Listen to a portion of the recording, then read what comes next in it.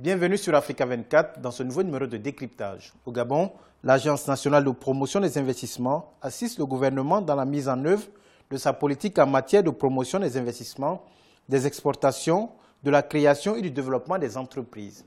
Pour en parler, Décryptage reçoit Nina Alida Abouna, elle est la directrice générale de l'ANPI. Présentez-nous l'Agence nationale de promotion des investissements et ses missions fondamentales. Le ministère de la promotion des investissements est là pour impulser l'investissement privé dans le développement de l'économie. Notre ministère a des objectifs de performance qui sont essentiellement liés aujourd'hui à la mise en œuvre du plan de relance de l'économie que le gouvernement a mis en place sur 3 ans et qui porte sur une diversification de l'économie financée par le secteur privé. Donc notre mission aujourd'hui, c'est d'améliorer ce climat des affaires, de rendre plus attractif l'environnement de l'investissement au Gabon par les textes qui régulent effectivement l'investissement, de renforcer la compétitivité des secteurs que nous avons estimés prioritaires pour développer cette économie et également de mettre en place cet outil de financement qu'on appelle le partenariat public-privé pour permettre à l'investisseur de pouvoir contracter avec l'État dans un contexte de sécurité juridique, financière et technique. Quelles sont les facilités mises en œuvre pour encourager l'investissement au Gabon?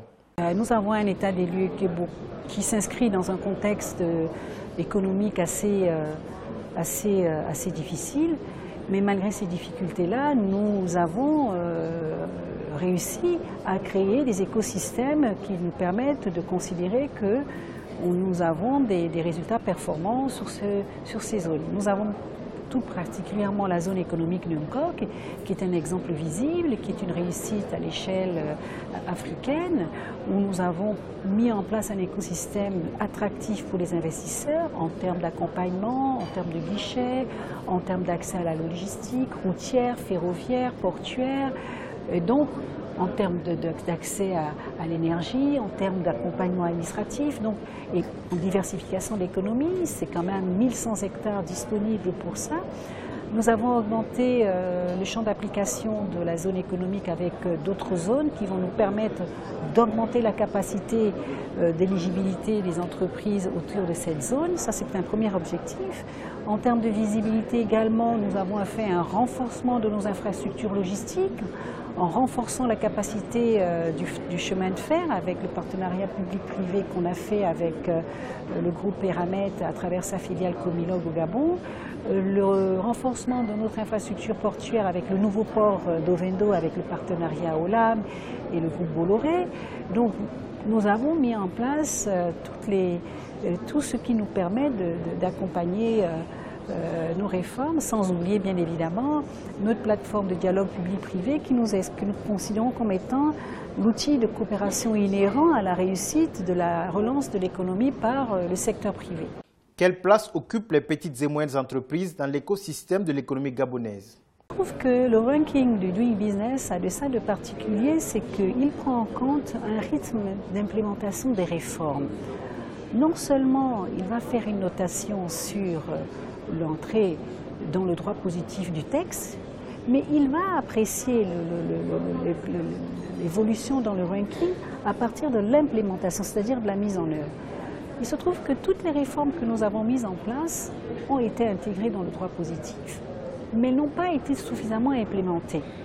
Et c'est ça qui nous a fait reculer. Et lorsque nous reculons, ce n'est pas parce que nous n'avons pas gagné de points en amélioration, mais c'est parce que les autres ont été plus rapides que nous. Vous voyez ce que je veux dire? Ils ont été plus rapides que nous, donc ils ont été dans l'implémentation, dans la mise en œuvre. Je vous donnerai l'exemple de la chambre d'arbitrage pour laquelle nous sommes en train de faire la construction. Nous avons déjà intégré les textes dans le circuit d'adoption, mais qu'est-ce qui va se passer? Il va se passer que la Banque mondiale, lorsqu'elle va venir faire sa notation, va vérifier si ça fonctionne. Et là, nous sommes justement en train d'accélérer la cadence et le rythme d'adoption de ces outils-là pour nous permettre justement de faciliter. Mais avec l'entrée, la mise en place du nouveau guichet de l'ANPI, où nous avons fait l'effort de concentrer toutes ces facilités administratives, je pense que je reste foncièrement optimiste sur l'évolution que pourrait avoir notre ranking au niveau du Doing Business. Quels sont de votre point de vue les principaux obstacles au développement réel des PME PME au Gabon? Il y a tous les secteurs, parmi lesquels les plus importants, il y a le bois, l'agriculture. Nous estimons que ce sont des segments où nous avons déjà des avancées. Nous avons le partenaire avec Olam qui nous a permis de développer un grand pan du projet Graines. Et nous avons le bois, qui est également aujourd'hui l'un des vecteurs de la zone économique de Coq. Nous avons le numérique, nous avons le tourisme, nous avons les mines. Et tous ces secteurs-là, et le tourisme, tous ces secteurs-là sont des secteurs qui peuvent permettre de relancer dans un délai très rapide la diversification de notre économie. Quels sont les prochains chantiers à relever pour l'ANPI? L'apport, c'est justement d'être au contact de ces investisseurs qui ont fait le déplacement. L'apport, c'est de pouvoir sécuriser ces investissements, les rassurer, renforcer la confiance afin qu'ils s'installent de manière pérenne dans l'écosystème économique du Gabon et puissent répondre à notre offre d'investissement qui est disponible et que nous voulons la plus attractive et sans complexe aucun. Je pense que rien que notre zone économique et le nouveau port et un certain nombre d'investissements que nous avons faits, nous avons de quoi séduire le plus grand nombre d'investisseurs.